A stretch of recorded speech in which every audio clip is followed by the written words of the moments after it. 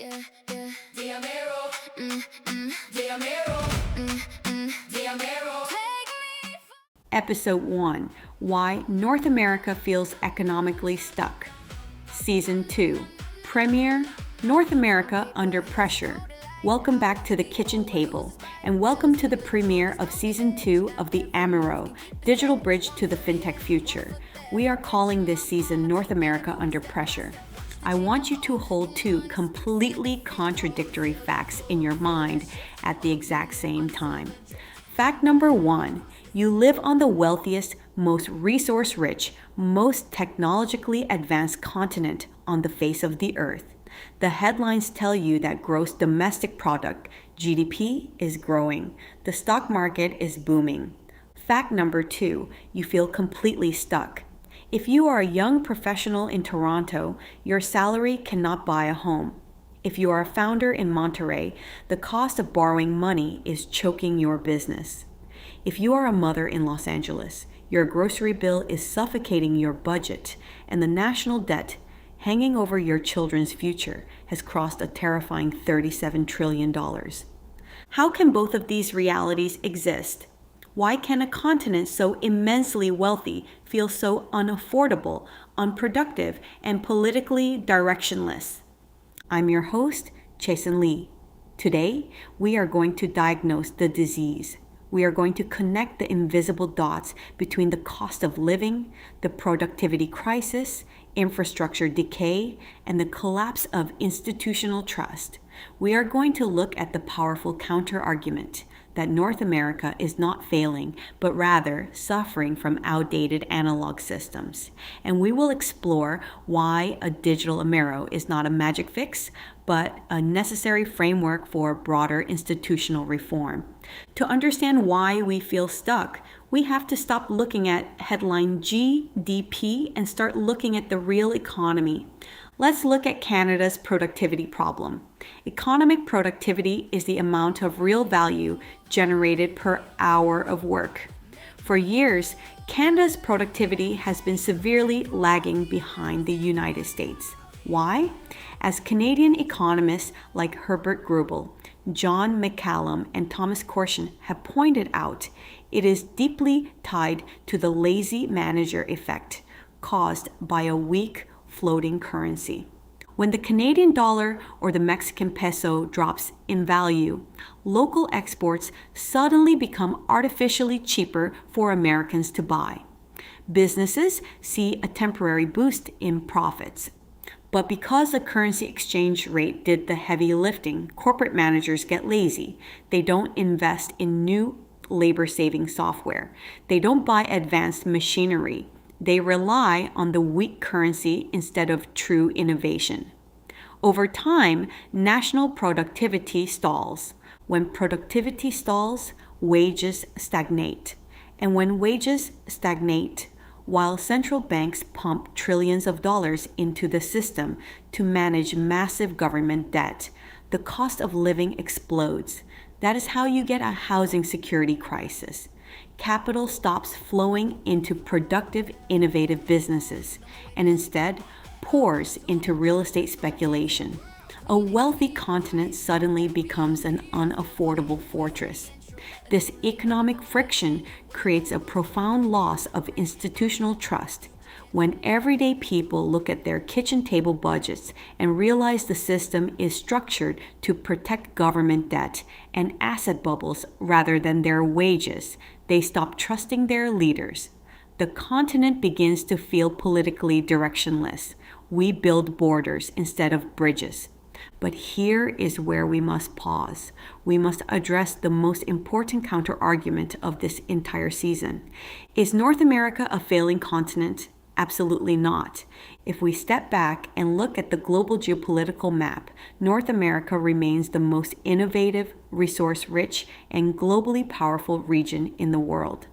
As political economists Peter Hall and David Soskis outline in their Varieties of Capitalism framework, North America possesses an incredible complementary synergy.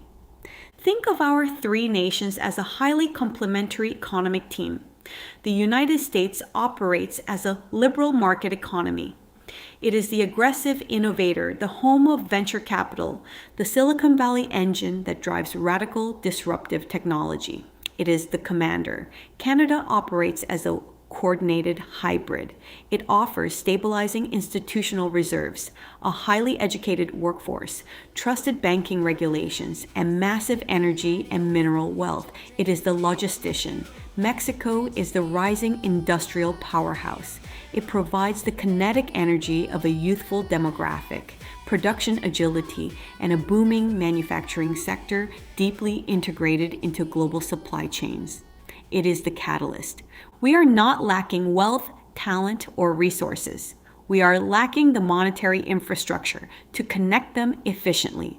Right now, to move value between the commander, the logistician, and the catalyst, we force our businesses to pay billions of dollars in foreign exchange fees, hedging costs, and border friction. We bleed our own capital dry. This is why the Amero movement is gaining traction. But I need to be perfectly clear. The Amero is not a magic fix. Simply creating a shared digital currency does not magically build more affordable housing in Vancouver, nor does it instantly erase the $37 trillion US national debt. Instead, the Digital Amero is offered as a framework for broader institutional reform. It is a catalyst. If we transition to a shared, interoperable digital settlement layer, using regulated stablecoins and blockchain technology like the XRP ledger, we eliminate the friction of cross-border trade. But more importantly, we force discipline. If Canadian and Mexican businesses can no longer hide behind the lazy manager effect of a weak currency, they will be forced to actually invest in technology and boost productivity to compete. Furthermore, the efficiency gains from a unified digital currency could be directed into real-world solutions. Imagine a North American infrastructure bank funded by Amero-denominated bonds, financing high-speed rail, sustainable energy grids, and digital broadband from southern Mexico to northern Canada.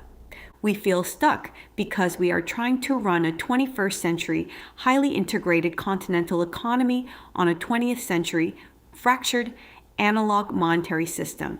We don't need to change our values. We need to upgrade our rails.